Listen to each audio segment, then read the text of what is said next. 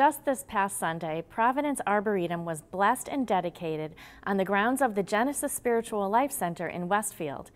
Reel to Reel's Peggy Weber tells us about this significant event and what led to the creation of this museum of trees. The Providence Arboretum was formally dedicated and blessed recently, but the creation of this wonderful place has been in the making for years. And yet, the formal creating of it happened fairly quickly.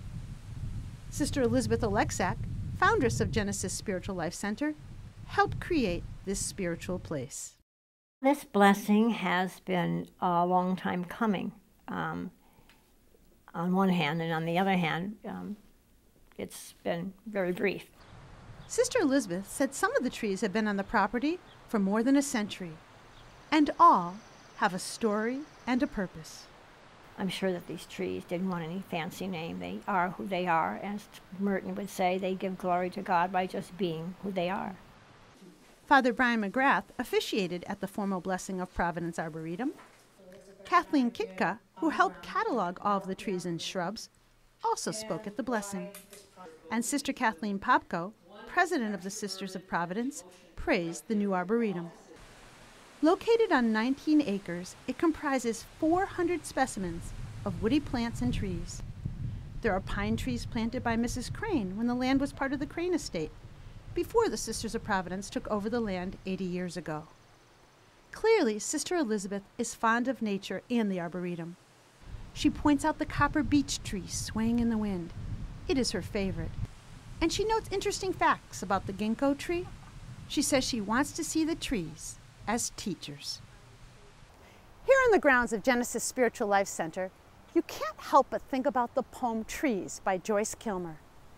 I think that I shall never see a poem as lovely as a tree that looks at God all day and lifts its leafy arms to pray. About 35 years ago, people began to ask if they could plant a tree, or if we would plant a tree in memory of someone, or very often in honor of someone.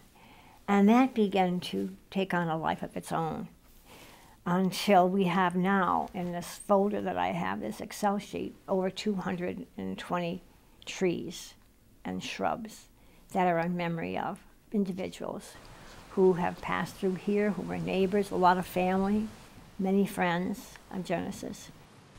There is a memorial bench and garden. There is a special garden in honor of the 3 people with Westfield roots who died on September 11th. There are roses dedicated to Westfield Police Officer Torres.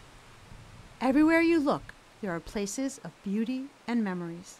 However, Sister Elizabeth says that the Providence Arboretum is about much more than nature. She recognizes that God's creation inspires. And we see that vision statement certainly as one that helps people reflect and see the whole of the landscape as an icon. An icon reflects of deeper beauty. It reflects a reality that is seen and then not seen.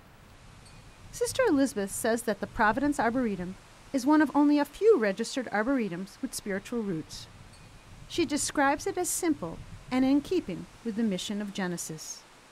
Each tree has its own unique history, as we have our own unique history.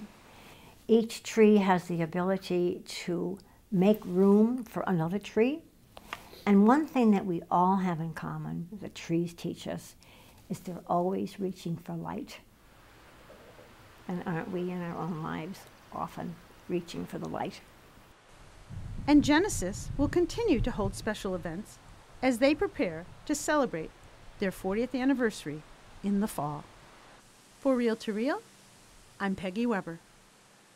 The folks at Genesis say you can call them for a tour of the Arboretum. What a beautiful way to enjoy a day this summer. Their number is 413-562-3627.